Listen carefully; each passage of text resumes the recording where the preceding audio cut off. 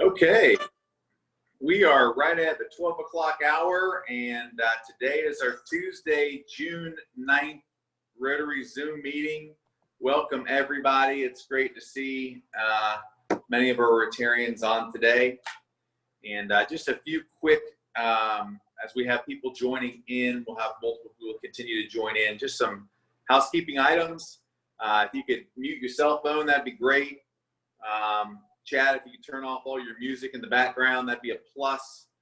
And just want to remind everybody, as we have people joining the call, if you are a visiting Rotarian or visiting today, please go to the bottom of your screen in the middle, click on chat, and put your information in so we can welcome you today to our meeting. And with that said, we're going to go ahead. We've got a great program today. We're going to go ahead and kick it off with our song and pledge. So Joe, if you could take that away, please. America, America, God shed His grace on me.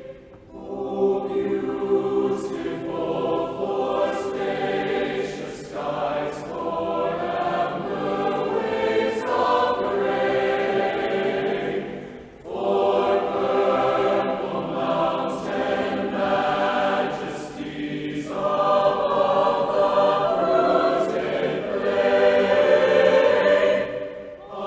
America, America, God shed His grace on me, and crowned my good with brotherhood, from sea to shining sea. Oh, beautiful for heroes proved in liberating strife, who more than self their country loved, and the mercy more than life. America, America, may God thy gold refine till all success be nobleness, and every gain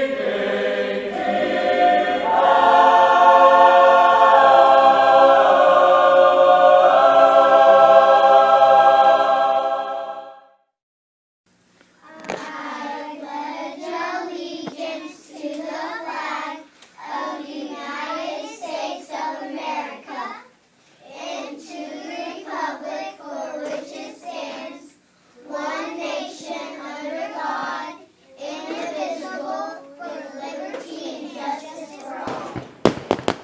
All right, thank you, Joe. And I would like to go ahead for our invocation today and welcome Ian Fletcher. Ian. Thank you, Jason. Let us pray. To the Infinite One, watch over us this day. Grant wisdom and understanding. Let there be peace in our country and in our community. So many are without jobs. So many have lost their business. So many have lost loved ones. But your love never fails. We seek strength, joy, and opportunity to be better Rotarians, to give, to uplift, to support this community and this world. So many today, whether with a PhD or without a high school diploma, are lining up in food lines to receive food for their family. Many of us may never have experienced poverty or went without food, but we all have experienced hardship, obstacles, and trials. And we have survived because of faithfulness, because we stayed the course. After all, we believe we would make it. Strengthen those who have lost hope. Please help us to encourage one another. Lead us in our service to others to be the change agent this community needs. Amen. Amen. Thank you, Ian. Great message. All right, I'm going to go ahead and welcome some of our visitors today and visiting Rotarians. And Wesley, as a reminder, if I missed anybody on the list, please let me know, and I'll scroll through. And we're going to start with Lane Morton, welcome.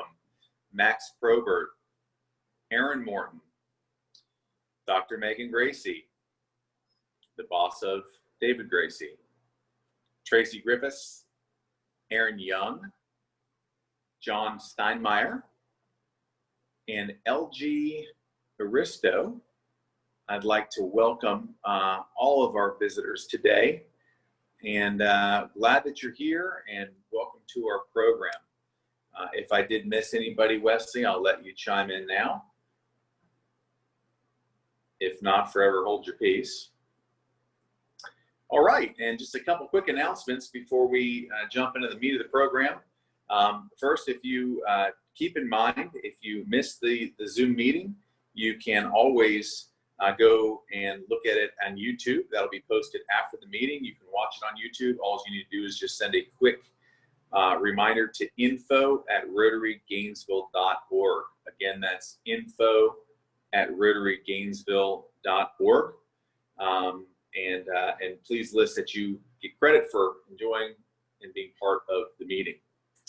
And our second announcement today, I believe we have Jenny Van Harda. Jenny, take it away. Good morning, everyone. So good to see you all.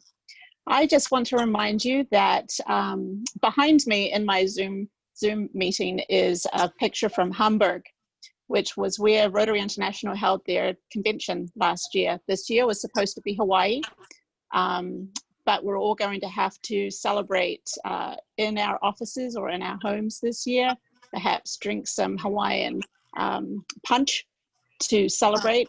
But there is a virtual Rotary International Convention being held. Sign up is now available. Go to rotary.org and click on the convention link, or alternatively go to our Facebook page where I've posted the sign up. It's a wonderful opportunity. They're having 3 sessions a day, and then in July they're having some more breakout sessions. So it's going to be exciting. I see some fantastic topics out there that apply to every single Rotarian in our club, to just make our club better and to make Rotary great. So sign up, and it is free. It is the perfect price for Rotary International this year. It is a free opportunity to join in with the millions of Rotarians around the world. Thank you, Jason. All right, thank you, Jenny, and thank you for the update. And it'll definitely be a unique year for sure for all of us. And with that, I'm going to go ahead and turn it over to President Chad for some updates. Chad. Thank you, Jason. Today we have a special presentation. It's a special occasion. We have the Service Above Self Awards. The Service Above Self Awards are a special occasion annually for our club, but they're a once-in-a-lifetime occasion for the recipients and their families. Helen Kornblum has put in countless hours of work into this. I would like for this to feel more like a special small section of our program today. I think it would be especially nice for the recipients and their families. So Helen's going to explain the Service Above Self Award, the background. No need for me to get into all of those details now. So I would now like to introduce Helen, who will present the recipients and the award. Helen. Okay. Thanks for the introduction, Chad. Basically, the faculties of each middle school in Alachua County were invited to select a student who demonstrates commitment to volunteerism and community service. The Service Above Self Award isn't about how many clubs students have joined. I think you'll hear in the variety of tributes that there are many ways to serve others, sometimes with quiet compassion that doesn't attract the limelight, but leaves a special mark. Time constraints prevent us from reading the full tributes, but each student has received a congratulatory letter from our president, a paper certificate, and a $50 gift card. Their names will be added to the perpetual plaques that hang in each school to commemorate their selection. Let's hold our applause until all 8 tributes have been read. Yvette Carter and Bill Stasowitz will introduce these future Rotarians. We congratulate Lane Morton of Fort Clark Middle School for serving as an inspiring president of the National Junior Honor Society this year, for leading in school volunteer hours and volunteering outside of school, especially in her church community, for reading to elementary school students weekly before school, for maintaining a high GPA while serving as an outstanding role model for her peers. Congratulations, Lane. We congratulate Dylan Walker of Hawthorne Middle School for using his native abilities to set an example for others, for being compassionate and considerate of his peers when they need moral support, for succeeding academically while building strong rapport with teachers and other students. Congratulations, Dylan. Helen, perhaps you need to read this for Bill. Yes, I'll be happy to. Okay, how about now? Okay. We congratulate Maggie Boone of High Springs Community School for volunteering in kindergarten classes in the front office of the school, for her strong work ethics, positive attitude, and strong moral value, for being a confident role model who leads by example and is admired by all as a capable problem solver.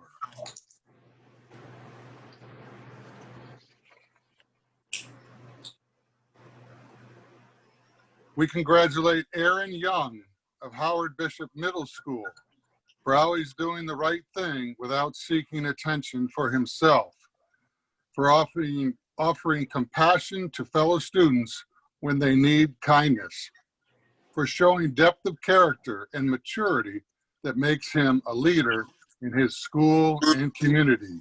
Congratulations, Maggie and Aaron.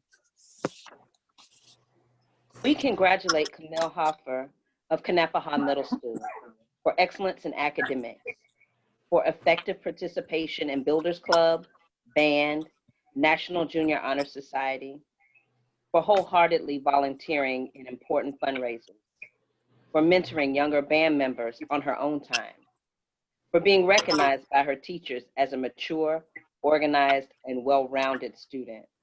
Congratulations, Camille. We congratulate Rihanna Griffith of Lincoln Middle School for serving her school as a co-president of student government and participating in the National Junior Honor Society, for spending almost every morning of middle school volunteering at Norton Elementary School, working with hearing impaired students, for making the commitment to join the Academy of Future Teachers of Gainesville High School, where she plans to study American Sign Language and pursue a career in educating children who are hearing impaired. Congratulations, Rihanna. We congratulate Max Probert of Oakview Middle School for academic, athletic, and artistic achievements, for being effective in the Student Government Association, for performing in the band for 3 years and serving as first chair, all county alto saxophone this year, for scoring in the top 10% on ACT and SAT tests of middle schoolers by the Duke University Talent Identification Program, for playing water polo in the Olympics Development Program in the National Championship in California this year, and for being a respected, well-rounded leader in the classroom, his school, and community. Congratulations, Max. We congratulate Lucy Scarborough from Westwood Middle School for her selfless dedication to helping others, for her ability to set her needs aside for the sake of others, for setting high academic standards, for being an exemplary team member who knows that it's better to shine together than to take the spotlight for yourself. Congratulations, Lucy. You can all see the clapping slide on your screen now, and there's a reactions button down in the bottom of your Zoom menu bar. Click on the bar, hit the applause, unmute, and let's have some sincere congratulations and applause. Yay!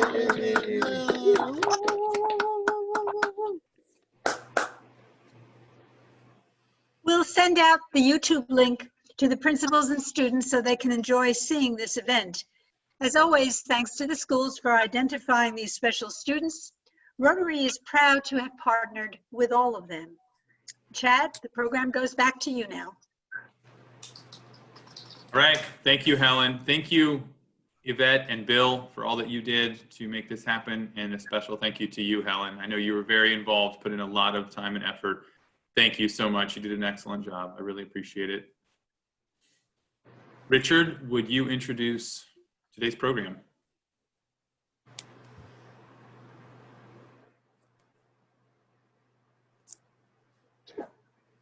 After I unmute. Yeah, thanks, Chad, and thanks, Helen, for that program, and congratulations to all those young people. Very inspiring. What we're going to be doing today, hope everybody can see the screen. Today we're going to be trying something new for our Zoom meeting. We're going to have a panel discussion that's going to be on finance and investment topics, and we've titled the program Finance and Investment in Unusual Times, because frankly, we're certainly all living in unusual times.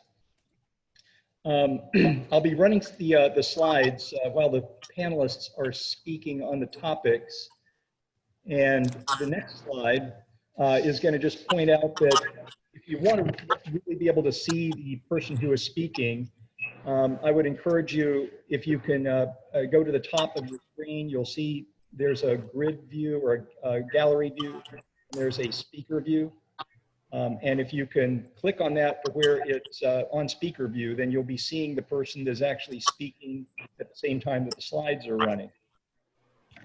The members of our panel today are our fellow Rotarians. I'm just going to up here. So our list is Kent Walker, Kirk Klein, David Gracy, and Rick Fabiani. And I'm not going to go into their backgrounds and bios because most of you know them. And we want to maximize the time that we have available for the panel discussion. But their contact information is going to show up on the slides as we go through. So please feel free to take that down as we're going. And the way that the program is going to work is this: we'll have 5 discussion topics. On a couple of the topics, we'll hear from 2 of the panelists. The other topics are going to be covered by just one. We hope you'll find the discussions to be helpful. And then at the end, we're going to have a Q&A section. And in that Q&A section, I'm going to be doing my best to try to moderate the questions that come in. So if you would, just like you've done in previous Zoom meetings, if you'll utilize the chat button and just, as the topics proceed, begin to use that to get messages to us. And with that, we are going to start on topic number 1. And that is, how does today's economic environment and setting compare with a historical perspective? And the first person that's going to speak to this is David Gracy. And David, I'll turn it over to you for this topic. Thanks a lot, Richard. I'm really glad to have this opportunity to speak today. And I just hope that everybody is healthy and doing well today. So I'm just going to kind of jump right in here because we've got quite a schedule that Richard's arranged, and we've got limited time.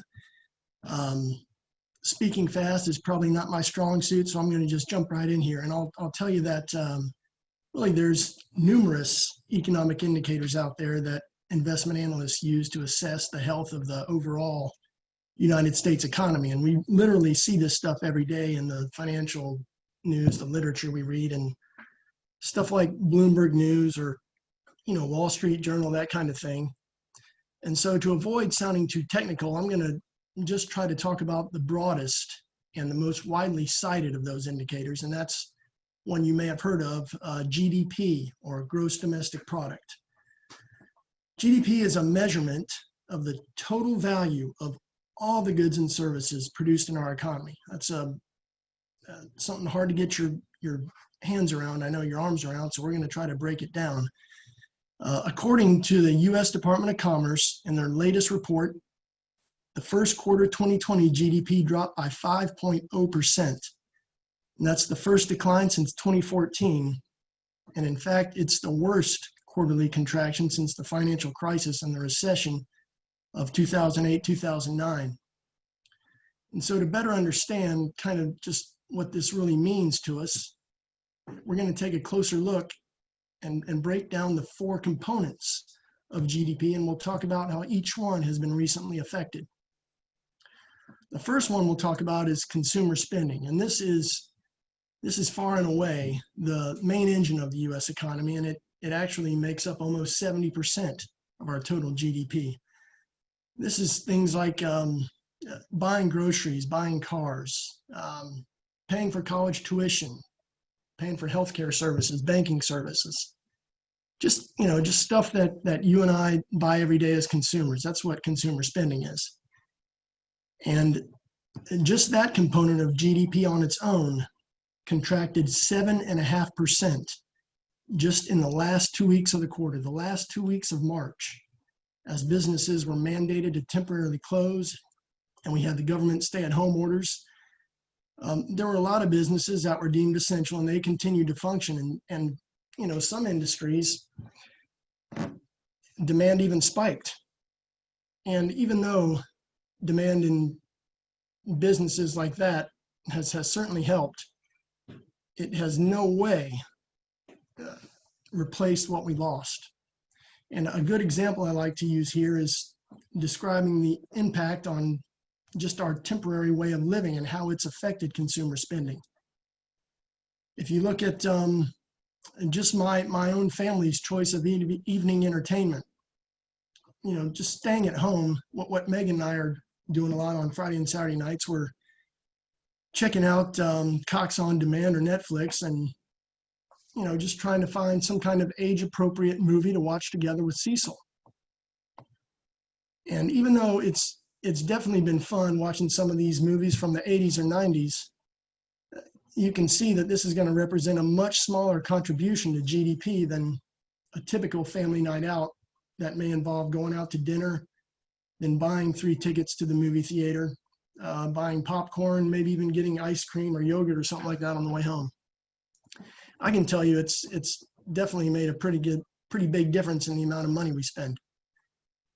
Second component of GDP is business investment. Here we're talking about purchases that companies make to produce consumer goods.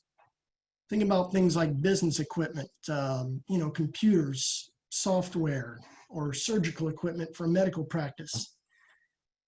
Maybe new machinery for a big manufacturing company. And in the first quarter, business investment continued this declining trend that we've seen for several quarters, really a little over a year. We've seen this trend, and economists theorize, or they've got 2 reasons that they assign this to. And the first one you may be somewhat wary of, and that's this kind of disturbance in demand and this uncertainty that's been created by the trade war with China. The second one may be a little more thin and hard to see, but it's certainly there, and that's the big oil and energy companies who, because of lower oil prices, they appear to be backing away from the huge expenditures that they normally make, which really adds to business investment. These are things like, oil rigs, wells, drills. They're just not doing a whole lot of that in the last year or so. Government spending is a third component of GDP, and here we're talking about things like national defense, funding healthcare, funding pensions, infrastructure projects. This is typically, folks, when we're talking about government spending, the federal government gets most of the attention, but state and local government is certainly included here. And some of the examples there are things like education. That's the largest state and local government expense. New highways, police and fire protection. Now, government spending has actually been going the other way, and it continued that same trend in the first quarter of 2020, and that is it's rising, and we probably see that continuing to happen.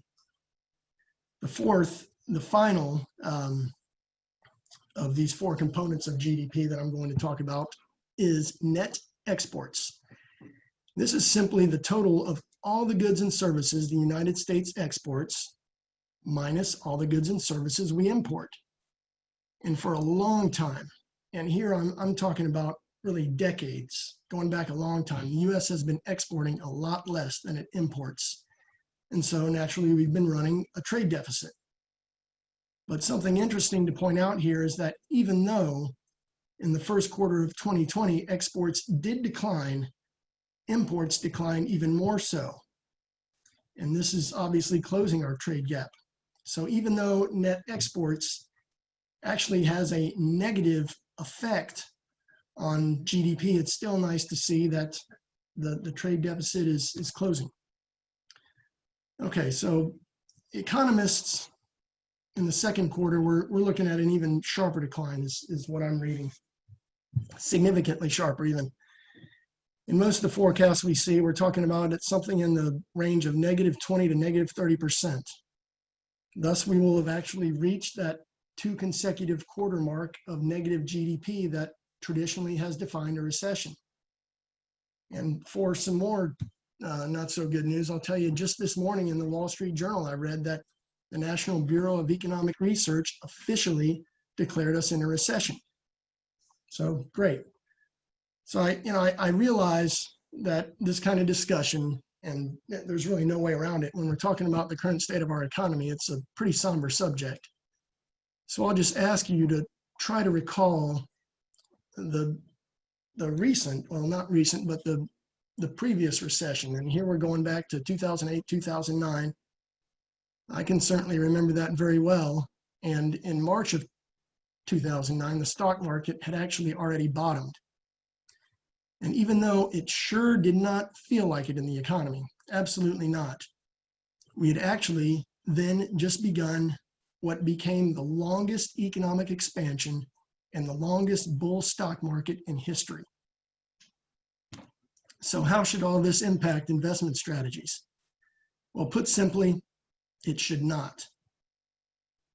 Really, during times like these, investors are best served by sticking to their plan and the strategy designed to help them achieve their long-term goals rather than reacting to the financial news and these market swings that we see with fear or greed. Really, the whole reason that we have conversations and discussions like this with clients in my office is simply to offer a better understanding of the economy and the markets, which we hope leads to a greater sense of confidence when we're investing.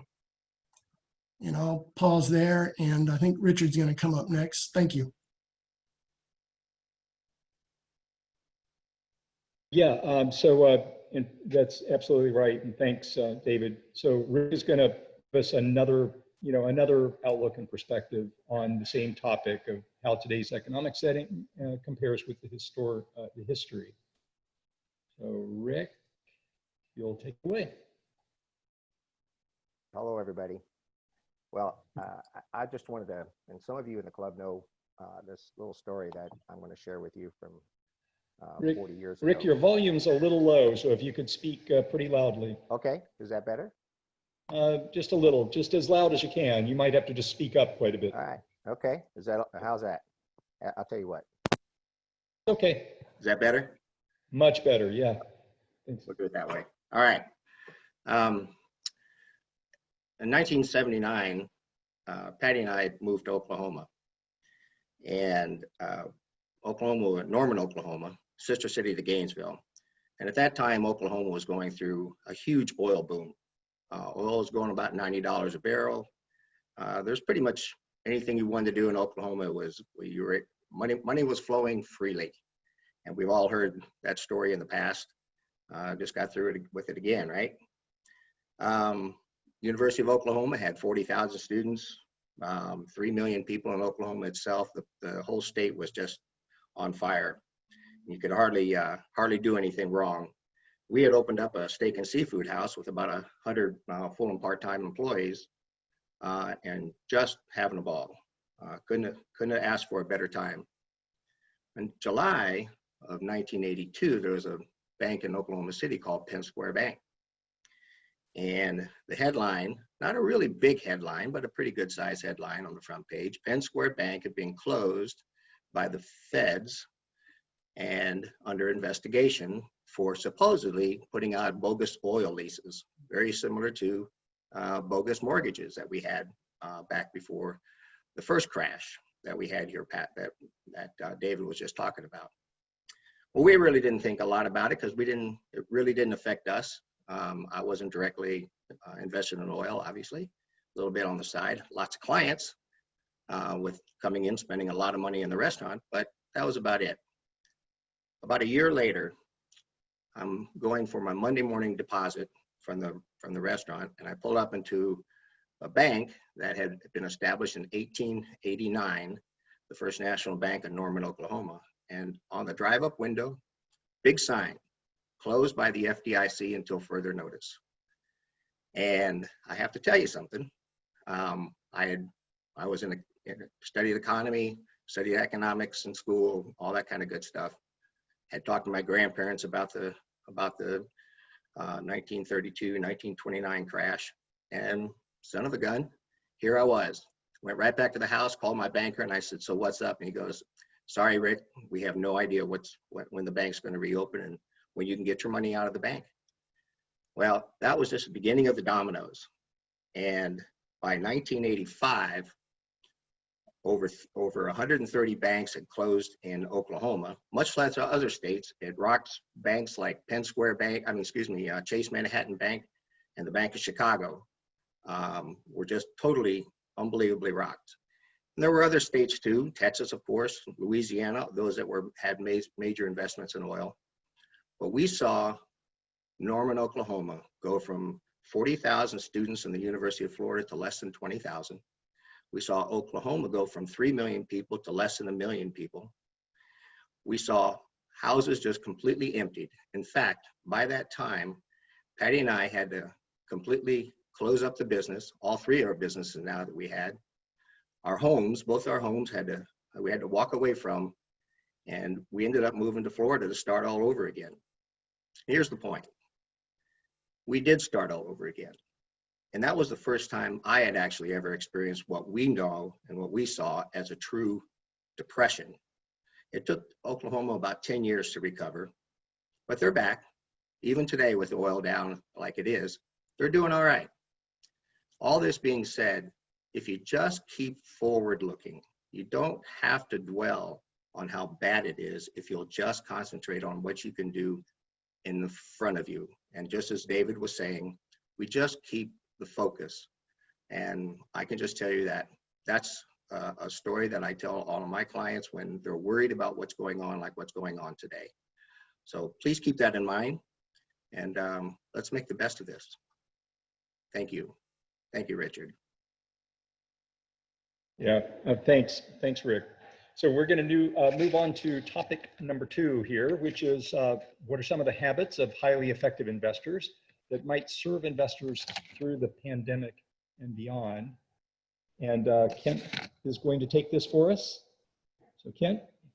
Thank you, Richard, and thanks for giving us the opportunity today. Hopefully it won't be too repetitive. I think all of us come from the same place, but a little different variation. My topic is 5 habits of highly effective investors. The number 1 suggestion is to be goal-oriented.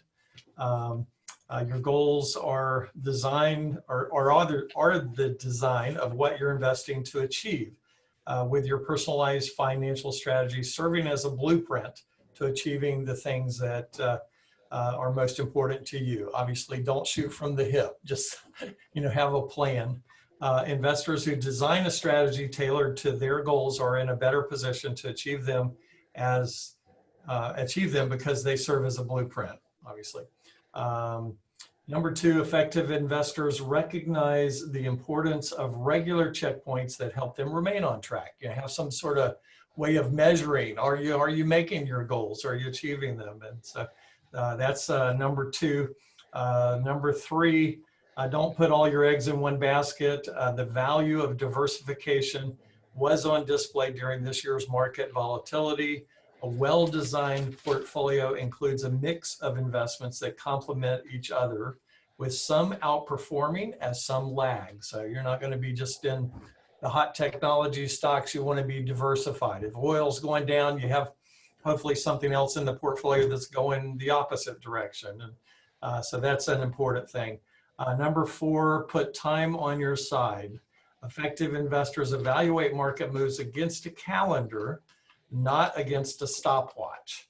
Not trying to day trade or to just hit the hot thing, but they're looking long-term with their philosophy.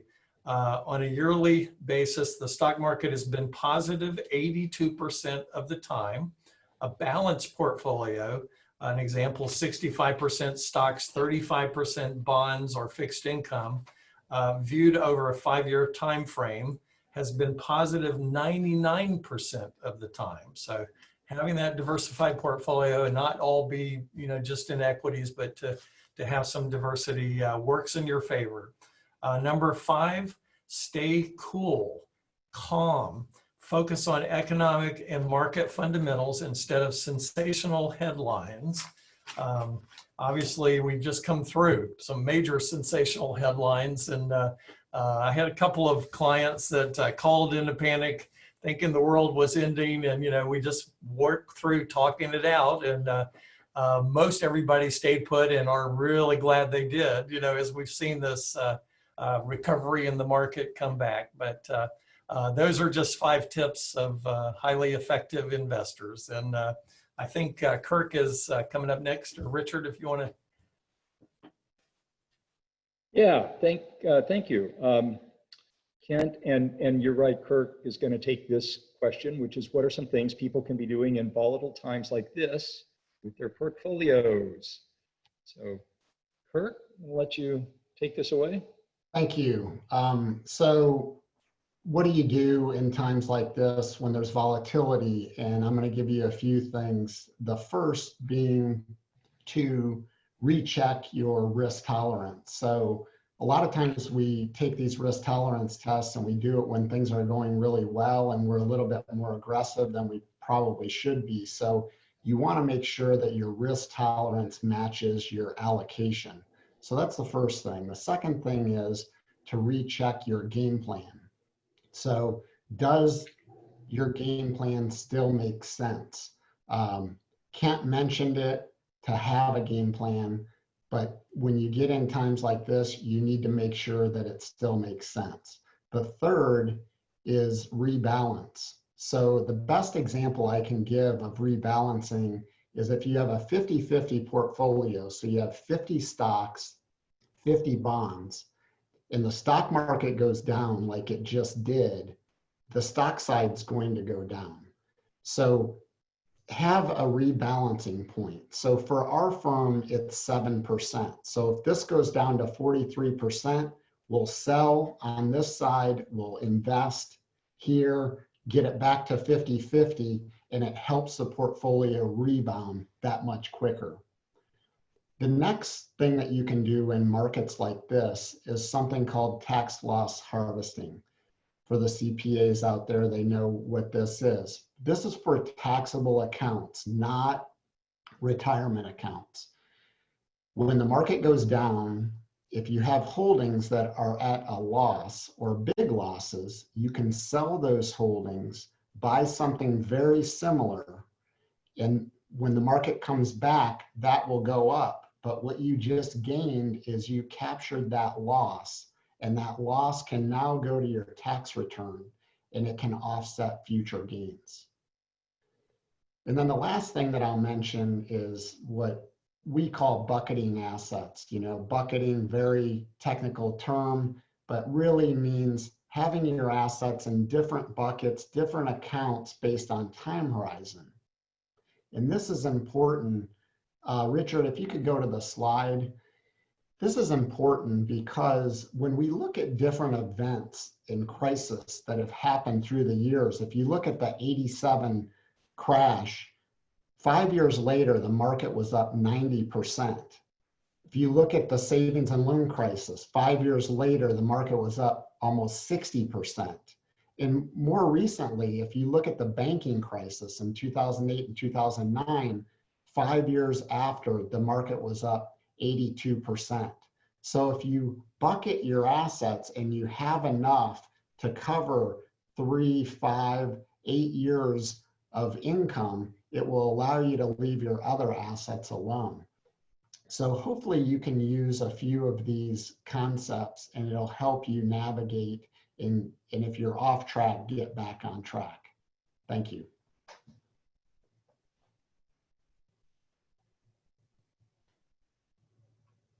Thanks, Kirk. So our next topic is, well,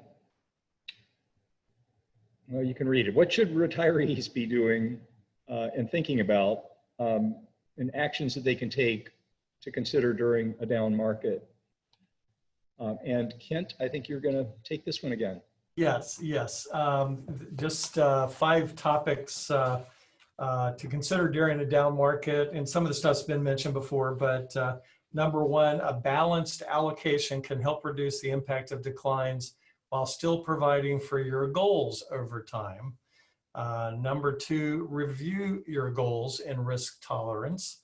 Number 3, pause before making major changes. I mean, I have people that are reactive. They just saw something on the news and they are ready to sell out of something. And then, you know, I think one of the big values that we as advisors can help people not get emotional a lot of the times is just to talk it out, to say, hey, look, is that stock that you were invested in, is anything fundamentally changed, or is it, you know, is it getting ready to have a major drop? But just taking time, just discuss it. Don't be reactive to the news is a key thing.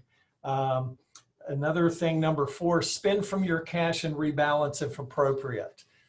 If you have some cash funds in your money market account and you need some cash, maybe you tap into that as opposed to selling out at the wrong time. And so many times, you know, if you just had been patient, you would have been much happier to just stay on that. But and then the last item, number 5, focus on what you can control and don't panic. You know, don't sell into panic unless there's a reason, you know, to lock some money in. I had one client that she and her husband were selling, or actually building a house, and they had to absolutely make sure they had X number of dollars in their account when they closed on their house. And you know, they kind of put it to me that, hey, we don't have a choice to sit here. We've got to make sure we lock this in. So they made the decision very early on to lock it in, and that was a good move. And then they had to have the cash. They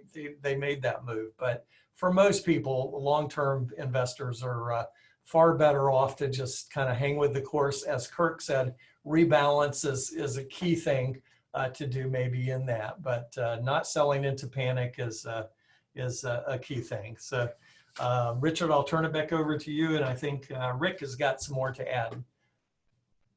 Yes, that's right. Rick, if you'll continue on the same topic on what retirees should be thinking about. Thank you, Richard. And if you'd put that slide up that I sent you, Richard, I appreciate it.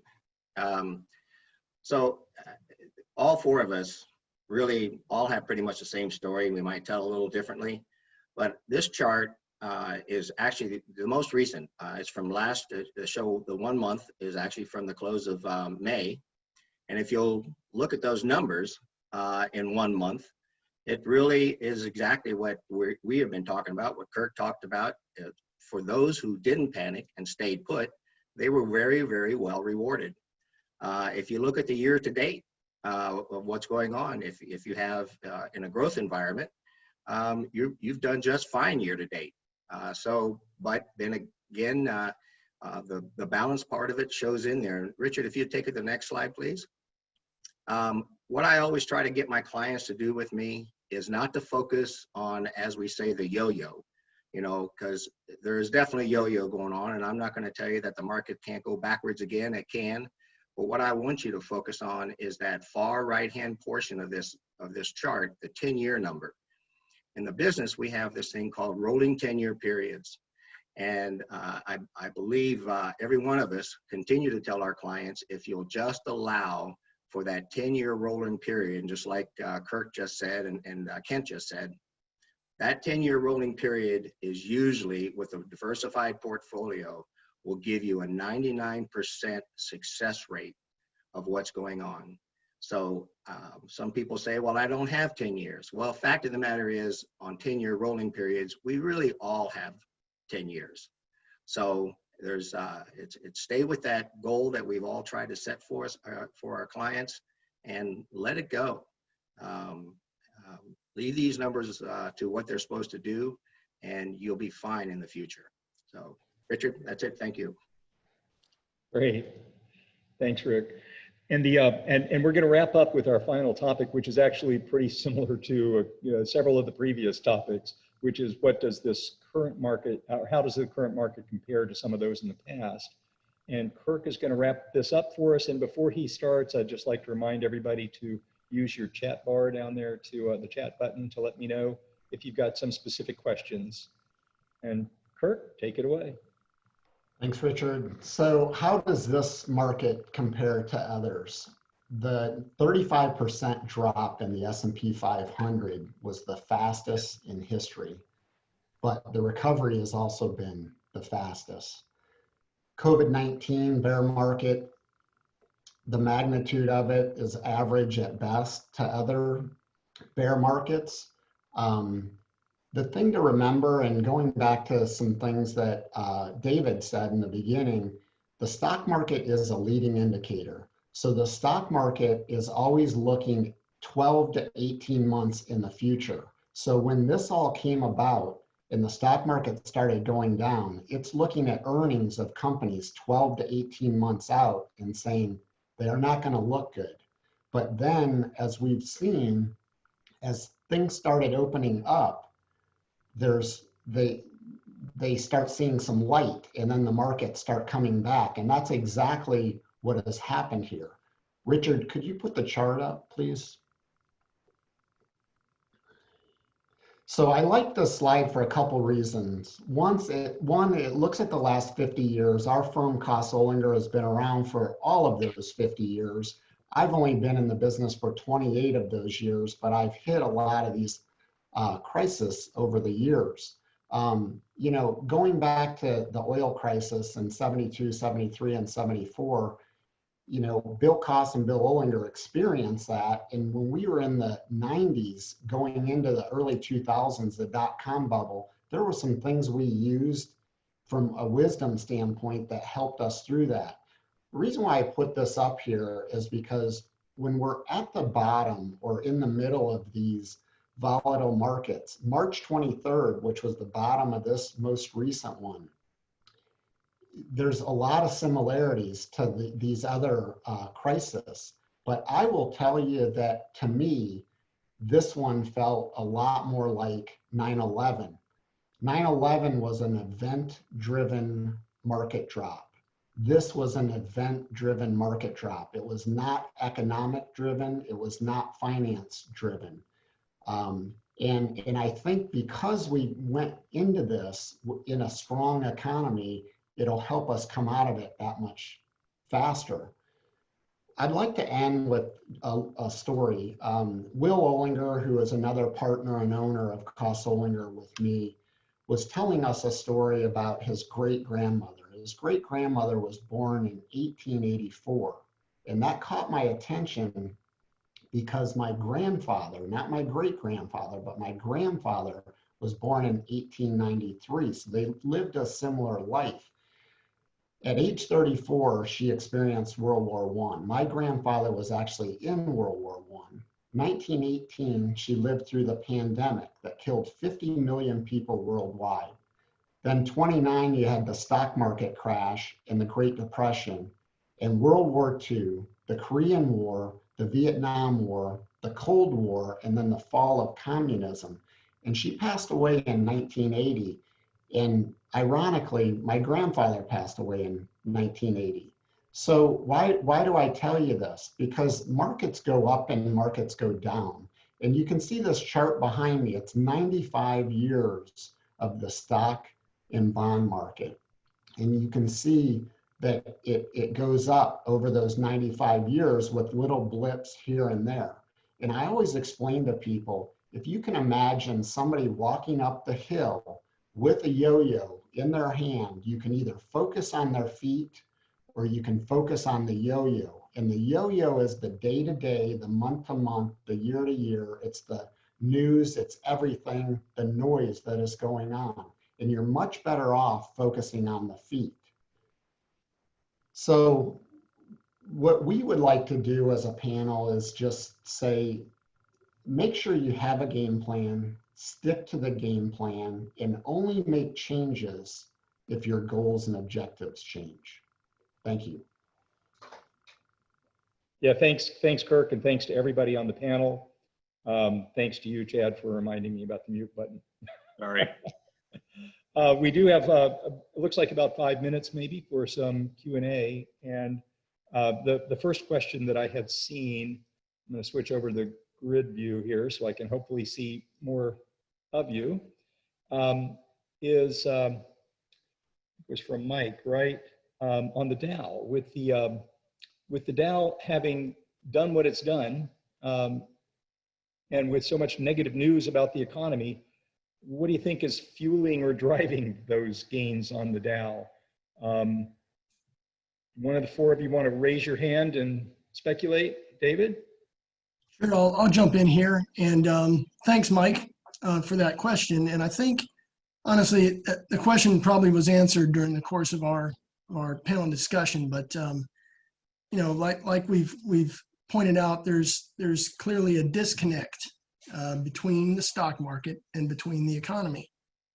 The stock market tends to be forward-looking. We can't guarantee these things, but that's just kind of how it's tended to work. So, you know, this negative news, we're hoping we get through this really soon. I mean, I don't know if you saw the jobs report on Friday, but talk about some good news. That was completely unexpected. I don't think there's an economist on the planet that saw that coming, with a reduction of, I think, 2.5 million jobs, going from 14.7% unemployment down to 13.2. So I might have those figures just off, but it's in that ballpark. So I think you hang in there, man, is the bottom line. Anybody else want to add to that? We have another question, which is something else. You know, a lot of these we probably wound up covering somewhat. This one is a little bit more specific in terms of if somebody's approaching retirement age around 60. We heard, I think it was Kent that had mentioned kind of a 50-50 balance, but I'm guessing that those things probably move over time. So at retirement age, but this question is more about how much cash probably should you be holding back, and if as part of that balance. All right, Kent. I'll take that. Yeah, that's a common question, is like, should I start moving all to bonds or to cash as I get older? Hey, I'm 60 years old, that kind of thing. And usually the response is, you know, what are your goals? You know, you might have goals of turning over your whole account or accounts to your family when you pass. I mean, you know, or do you want to travel the world? I mean, that plays right into that. So usually we encourage most people to kind of stay the course and to stay invested. Don't move all to cash or all to bonds. The 50-50, and there's a formula. Maybe one of the other guys could mention. There's a formula that you take your age and divide it by, you know, a certain number to get how much you should have in fixed income. Usually a person in their 60s, our suggestion is probably a 65-35, 65% equity, 35% in bonds. And, you know, but we have people that'll do an 80-20 right on in until they're 70 years old. So are they right? Are they wrong? It really comes down, will they need the money? You know, and that's the key, I think. Thanks. I think we have time for, I think, just one more question. This one is pretty interesting, and we didn't really, I don't think we covered it at all, which is what's the impact, and this was from John Graham, what impact will the ginormous federal, that's a technical term, the ginormous federal debt have on the economy and the markets? All right, Rick? Well, and going back to my historical account, the fact of the matter is we're certainly not going to get out of this amount of money that we're throwing at the, and by the way, we just threw out another 4 trillion 10 years ago. So yeah, we do have a big deficit, and there's no question about it. And after 2025, the tax law that changed 10 years ago or 8 years ago is sunsetting. So the question in most of our minds is, what's going to happen? Are we going to get a huge tax bump to pay for it? Well, eventually, yes, we are. But the real question is going to be from our monetary side of the feds is, and exactly what's going on right now, are we going to keep interest rates right now down to 1 or 2% until this engine just starts paying off that debt more than having to raise taxes? So really what I think for the aggressive economists, they're looking at wanting the engine of the country to continue to start paying back that money, not us as taxpayers to have to do that. So hopefully, of course we will anyway, just because of, if you're making more money, you're going to pay more taxes. But the bottom line is that it'll probably be a slow, gradual try to get back to normal as far as our feds are concerned. And that probably is what we think is probably going to be the answer to that question. Does anybody, any of the other panelists want to add anything before we sign off? I would, Richard, I'd just say, I would echo that. I think, you know, another way to say exactly what Rick just said is our going back to David, the GDP, you know, we're going to have to grow that to really get ahead of this thing. And, you know, it kind of felt like we were making progress on that prior to all this happening. So. Yeah. Well, I think we are about out of time. And again, thank you very much to all of you. It's been really terrific. I think if you get a chance to look at the comments, which you probably do, you'll see a lot of folks have enjoyed the program. Before I turn it back over to Chad, I'm just going to tell the joke that I told during the dry run, which is the old joke about economists. And basically says this: economists have successfully predicted 9 of the last 5 recessions. That's another good reason to stay the course, right? So with that, Chad, I think we're going to turn it back over to you. All right, thanks, Richard. Thank you to our panel. I got my own economist joke. If you laid all the economists in the world end to end, you still couldn't reach a conclusion. I don't think we have any other questions or anything else for today. So I hope you all have a great week. Our meeting is adjourned.